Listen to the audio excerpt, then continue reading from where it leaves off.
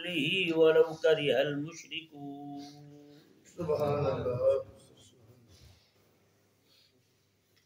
اللہ تبارک و تعالی نے اس آیہ مبارکہ کے اندر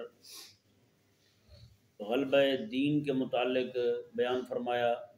حبیب کریم صلی اللہ تعالی علیہ وآلہ وسلم کی بعثت شریفہ کا مقصد جو ہے وہ کریم آقا علیہ السلام کے ذریعے اللہ تبارک و تعالی کے دین کو تمام دینوں پر غالب کرنا ہے. یہ کریم آقا علیہ السلام کی آمد کا مقصد بیان کیا گیا. یہ ذہن میں رہے کہ غلبہ جو ہے نا، غلبہ دین کی جو اصطلاح ہے وہ دو معنوں میں مستعمل ہے. اس کے دو محمل ہیں، دو مصداق ہیں. ایک غلبہ دین، غلبہ بالدلائل، اور دوسرا جو ہے وہ غلبہ سیاسی. غلبہ بالدلائل جو ہے وہ تو اللہ تبارک و تعالی نے اسلام کو عطا فرمایا. 1400 سال سے زائد عرصہ بیت چکا. جس طرح دین آیا ہے، جس طرح قرآن نے، شریعت نے اس وقت کے دین دشمنوں کو چپ کروایا تھا، آج تک وہ چپ ہی ہیں. یہ الگ بات ہے کسی کے منہ میں کیڑے پڑیں اور وہ بک بک کرنی شروع کر دے. تو اللہ تبارک و تعالی نے پھر امت میں ایسے ایسے علماء بھی رکھے ہیں جو ان کا منہ بند کرانا بھی جانتے ہیں جی. تو یہ غلبہ جو ہے وہ غلبہ بالدلائل ہے، یعنی اس کے دلائل کے سامنے کوئی ٹھہر نہیں سکتا. جتنا مرضی کوئی ترم خان پاٹے خان آ جائے وہ اس کے دلائل کے سامنے نہیں ٹھہر سکتا. اللہ تبارک و تعالیٰ کے فضل سے امت کے علماء نے ان کو خاموش کروایا ہے جی. وہ حضرت سیدنا مجد الفسانی ہوں، وہ جناب حضرت مولانا رحمت اللہ کرانوی ہوں جی، بڑے بڑے فنڈر پادری جیسے بڑے بڑے جو ہے نا وہ زبان دراز پادری ہندوستان میں لائے گئے برطانیہ کی طرف سے، برطانوی حکومت کی طرف سے یہاں پر لائے گئے، اور بڑے بڑے جناب ان کو پھر بھگایا، بھاگنے پہ مجبور کیا حضرت مولانا رحمت اللہ کرانوی رحمہ اللہ جی. ان کی کتابیں آج بھی شاہد ہیں اس بات پر. ان کی کتابیں پڑھ کے دیکھیں، رد نصرانیت پر بہت لاجواب کتابیں ہیں. یہ وہ کتاب ہے کہ ہر مسلمان کے گھر میں، ہر مسلمان کے کتب خانے میں ہونی چاہیے جی. آپ کی جو کتابیں ہیں حضرت مولانا رحمت اللہ کرانوی رحمہ اللہ کی، وہ رد نصرانیت پر لاجواب کتابیں، کیونکہ اس وقت الحاد کے طور پر جو یعنی کہ الحاد پھیلانے میں جو تحریک، جو مذہب پیش ہے وہ نصرانیت ہے جی. جس قدر یہ کام کر رہے ہیں نا نصرانی مسلمانوں میں الحاد پھیلانے کے لیے، یہ تو خود تو ملحد ہو ہی چکے ہیں. مسلمانوں کو ملحد بنانے کے لیے، زندیق بنانے کے لیے، زندقہ اور الحاد پھیلانے کے لیے جس قدر یہ کوشاں ہیں، اتنا اس وقت باقی بھی ہیں، لیکن سب سے زیادہ فرنٹ پہ آ کے یہی لڑ رہے ہیں جی. فرنٹ پہ یہی کھڑے ہیں جی، پہلی صف میں کھڑے ہو کر اسلام کے خلاف اپنی دشمنی نکال رہے ہیں. وہ اسے سرد جنگ کہہ لیں یا جو مرضی کہہ لیں، استشراقی فریب جی. انہوں نے اپنے پادری بٹھائے ہوئے ہیں، اپنے مولوی تیار کیے ہوئے ہیں، مختلف ممالک میں بھیجتے ہیں، مسلمانوں کی مساجد میں جا کے لگتے ہیں، وہاں پہ جا کے اختلافات پیدا کرتے ہیں، بڑے بڑے مدارس میں جا کے شیخ الحدیث لگ جاتے ہیں جی. یہیں آپ کے بھیکے وال میں ایک مولوی کئی عرصہ تک سکھ تھا، وہ مسلمان امام رہ کے گیا بھیکے وال کے علاقے میں. اور اسی طرح ڈیرہ غازی خان میں ایک یہودی امام رہا جی 12 سال پورے. یہودی مسلمانوں کو نماز پڑھاتا رہا، ٹوپی پکڑی میں، کسی کو کوئی پتہ نہیں چلا کون ہے. 12 سال کے بعد جا کے جب وہ خود نکلا وہاں سے تب پتہ چلا وہ تھا یہودی جی. کس طور پر یہ لوگ جو ہیں دین کے دشمن کام کر رہے ہیں، اور ایک ہم ہیں کہ ہماری آنکھیں جو ہیں وہ کھلنے کا نام نہیں لیتی. پتہ نہیں کون سا ایسا مشروب ہے جو ہم نے پی لیا ہے جس سے ہماری آنکھیں جو ہیں وہ کھلتی نہیں ہیں. بڑے سارے جانور ہیں جن کی آنکھیں 10-12 دنوں میں، 15 دنوں میں کھل جاتی ہیں جی. لوگوں کی بھی آنکھیں کھل جاتی ہیں، لیکن ایک ہم ہیں کہ ہماری آنکھیں کھلنے کا نام نہیں لیتی. ہم نے ایسے سرسبز اور سہانے باغ دیکھ رکھے ہیں. اللہ اکبر کبیرہ. اللہ تبارک و تعالیٰ بس رحم فرمائے. ایک تو غلبہ ہو گیا جی غلبہ بالدلائل، وہ تو اللہ تبارک و تعالیٰ نے اسلام کو عطا فرمایا، قرآن کو عطا فرمایا، حبیب کریم علیہ السلام کو عطا فرمایا. وہ ایسا غلبہ ہے کہ اس غلبے کی عظمت اور شان کو جاننے کے لیے نہ صرف امام اہل سنت امام احمد رضا خان حنفی الماتریدی رحمہ اللہ کا ایک شعر کافی ہے. آپ کہتے ہیں تیرے آگے یوں ہیں دبے لچے فصحا عرب کے بڑے بڑے. تیرے آگے کہتے ہیں یا رسول اللہ آپ کے آگے سارے دبے پڑے ہیں کسی کو ہمت نہیں ہے بولنے کی. تیرے آگے یوں ہیں دبے لچے فصحا عرب کے بڑے بڑے، کوئی جانے منہ میں زبان نہیں نہ جسم میں جان نہیں. میں نہیں جو یہ کو کہے کہ لوگ تو یہ جانتے ہیں ان کے منہ میں زبان نہیں رہی، گونگے ہو گئے. میں نہیں، ہلا کے ذرا دیکھو ان کی جسم میں جان ہی نہیں رہی. جی آقا علیہ السلام کو رب تبارک و تعالی نے ایسا غلبہ بالدلائل عطا فرمایا.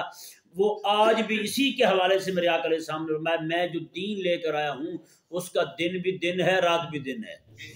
اندھیرے والی بات ہے نہیں، کہیں پہ جناب خفا والی بات نہیں ہے. میرا دین چمکتا ہوا دین ہے، یہ حضور فرماتے ہیں. جی فرمایا کہ حضور بھی چمکتے ہوئے نور ہیں حضور، اور حضور جو دین لے کر آئے ہیں وہ بھی نور اللہ نور ہے، وہ بھی چمکتا ہوا دین ہے. تو اس لیے اللہ تبارک و تعالیٰ نے قرآن کریم کو حضرت سیدنا، یہ الگ بات ہے کہ ہم اس پائے پر اس طور پر قرآن کو نہ سمجھ سکیں، اس طور پر بیان نہ کر سکیں قرآن کریم کو. جی ایک اللہ تبارک و تعالیٰ نے قرآن کریم کے بارے میں ارشاد فرمایا لو انزلنا هذا القرآن على جبل لرأيته خاشعا متصدعا من خشية اللہ. رب تعالیٰ نے فرمایا اگر ہم یہ قرآن جو ہے نا پہاڑوں پر نازل کر دیتے تو یہ پہاڑ بھی ٹوٹ جاتے، ریزہ ریزہ ہو جاتے، یہ پہاڑ ریزہ ریزہ ہو جاتے. اب ذرا اندازہ لگائے نا تھوڑا سا، آج بھی جو بندہ مومن قرآن کو صحیح معنوں میں پڑھ لے، ابو بکر صدیق نے صحیح معنوں میں قرآن کو پڑھا ہے. رب فرمائے پہاڑ ٹوٹ جائے تو ابو بکر پڑھیں گے، ابو بکر نہیں ٹوٹیں گے. ایسا کیسے ہو سکتا ہے کہ ابو بکر صدیق رضی اللہ تعالیٰ کو چوٹیں نہ لگیں اور قرآن صحیح پڑھا انہوں نے؟ جی ایسا کیسے ہو سکتا ہے کہ حضرت بلال رضی اللہ تعالیٰ قرآن پڑھیں اور ان کے سینے پر پتھر نہ رکھے جائیں؟ جب رب تبارک و تعالیٰ نے قرآن میں فرما دیا قرآن یہ پہاڑوں پر آ جاتے تو پہاڑ ٹوٹ جاتے، ریزہ ریزہ ہو جاتے. تو جو بندہ مومن پڑھے گا صحیح معنوں میں پڑھے گا تو اس نے تو پھر ٹوٹنا ہے بھائی. جو قرآن بھی پڑھے اور ٹوٹے بھی نہ تو سمجھے اس نے قرآن پڑھا ہی نہیں ہے. مجدل ثانی کو توڑا جاتا ہے، 11 سال پورے جیل میں رکھا جاتا ہے. احمد بن حنبل کو توڑا جاتا ہے، 18,000 کوڑے مارے جاتے ہیں. آپ خود فرماتے ہیں جو کوڑے مجھے لگے نا ان کوڑوں میں سے ایک کوڑا اگر کسی ہاتھی کو لگتا وہ بھی چیخ اٹھتا، وہ بھی چیخ اٹھتا. ایسے کوڑے لگے امام احمد بن حنبل کو. تو بھائی رب تبارک و تعالیٰ نے جب فرما دیا یہ قرآن جو ہے یہ پہاڑ پر آتا تو پہاڑ ٹوٹ جاتا. حضور کے صحابی فرماتے ہیں اللہ اکبر کبیرہ، رب تبارک و تعالیٰ نے حضور کے قلب اطہر کو اتنا قوی اور طاقتور بنایا ہے. جی حضور کے صحابی فرماتے ہیں آقا علیہ السلام پر وحی نازل ہو رہی تھی، آقا علیہ السلام کا گھٹنا مبارکہ میرے گھٹنے پر تھا، حضور کا گھٹنا مبارکہ میرے گھٹنے پر تھا. کہتے ہیں کہ قریب تھا کہ میرا گھٹنے ٹوٹ جاتا، اس میں سے کڑکڑ کی آوازیں آنے لگی، وحی کا بوجھ اتنا تھا. یہ تو میرے آقا علیہ السلام کے قلب اطہر کی یہ شان اور عظمت ہے کہ قرآن کریم حضور کے دل اطہر پر نازل ہوا، قلب اطہر پر، تو وہاں سے ہم تک پہنچا ہے کہ ہر بندہ پڑھنے کے لائق ہوا. نہیں سمجھ بڑا مسئلہ. آقا علیہ السلام کے صحابی فرماتے ہیں حضور جا رہے ہیں سواری پر بیٹھے ہوئے ہیں، اچانک وہی نازل ہونا شروع ہوئی، سواری وہیں بیٹھ گئی، سواری نیچے بیٹھ گئی، اس میں ہمت ہی نہیں رہی کھڑے ہو. بتائیں. اور یہ آقا علیہ السلام کا اعجاز تھا. حضور جس سواری پر سوار ہوتے تھے جب تک حضور سوار رہتے نہ وہ پیشاب کرتی نہ لید کرتی تھی، کچھ بھی نہیں کرتی تھی، کوئی ایسی حرکت نہیں کرتی تھی. حضور خود ارشاد فرماتے ہیں آقا علیہ السلام ایک بار جا رہے ہیں قبرستان کے پاس سے حضور گزرے، وہاں پہ قبر والوں کو عذاب ہو رہا تھا. میرے وہ سواری جو ہے وہ اچھلی، آقا علیہ السلام نے میں وہ کبھی بھی ایسا نہیں کر سکتی، یہ صرف اس لیے کہ اس کو عذاب دکھائی دیا، اس کو عذاب دکھائی دیا اس لیے ڈر گئی ہے جی. اور حضرت عائشہ پاک رضی اللہ تعالیٰ عنہ ارشاد فرماتی ہیں، آپ فرماتے ہیں کہ ہمارے گھر میں ایک بچڑا تھا، گائے کا بچہ. فرماتے ہیں آقا علیہ السلام جب گھر میں نہ ہوتے تو وہ اچھل کود کرتا رہتا، جیسے حضور گھر میں تشریف لے آتے تو فرماتے ایسے کھڑا ہو جاتا بالکل ساکن ہو کر. تو کہتے ہیں ادبا لرسول اللہ صلی اللہ علیہ وآلہ وسلم، کہتے ہیں وہ بچہ بھی جانتا تھا کہیں میں حرکت کروں حضور کی بارگاہ کی بے ادبی نہ ہو جائے. بتائیں حضور کی بارگاہ کی بے ادبی نہ ہو جائے. تو بھائی بعد میں یہ کر رہا تھا قرآن کریم جو ہے حضرت ہم یہ ہو سکتے کہ ہم ثابت نہ کر سکیں اسے، اپنی علمی کوتاہی کی وجہ سے، اپنی علمی کمزوری کی وجہ سے ہم نہ بیان کر سکیں، لیکن رب تبارک و تعالی نے جو اسے غلبہ عطا فرمایا ہے. حضرت سیدنا شاہ عبد العزیز محدث دہلوی رحمہ اللہ آپ کے پاس ایک ہندو آ گئے اکٹھے ہو کر، انہوں نے کہا جی دیکھیں رب تبارک و تعالی قرآن میں فرماتا ہے کہ قرآن جو ہے نا یہ نازل ہوتا پہاڑوں پر تو یہ ریزہ ریزہ کر دیتا نا. انہوں نے آگے کہا، انہوں نے کہا جی یہ کیا وجہ ہے کہ آپ کے جو ہے نا وہ مسجدیں بنتی ہیں اور گرنا شروع ہو جاتی ہیں، ٹوٹنا شروع ہو جاتی ہیں، جبکہ ہمارے جو مندر ہیں سینکڑوں سالوں سے کھڑے ہیں، مجال ہے ان کو کچھ ہو. آپ شاہ عبد العزیز محدث دہلوی رحمہ اللہ کے پاس عصا تھا، آپ نے وہی پکڑا اور سیدھا لے گئے ان کے مندر میں گئے.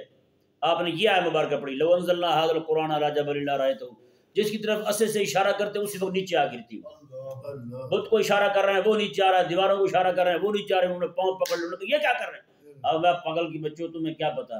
رب تبارک و تعالیٰ نے قرآن میں فرمایا اگر یہ قرآن پہاڑوں پہ نازل کرتا تو پہاڑ ٹوٹ جاتے. انہوں نے کہا یہ تو پھر اللہ تعالیٰ کا کرم ہے، ہماری مسجد صرف دراڑیں پڑتی ہیں اور نیچے نہیں گرتی ہیں. وہ پڑھنے والا پھر عبدالعزیز محدث دہلوی رحمہ اللہ جیسا بندہ. حضرت سیدنا بابا فرید رحمہ اللہ ایک بار گزرے نا جی، تو طالب علم مدرسے کے روٹی سوکھی روٹی ہے اور پانی کے ساتھ کھا رہے ہیں. آپ کے مدرسے کے بچے ہیں سوکھی روٹی پانی کے ساتھ کھا رہے ہیں.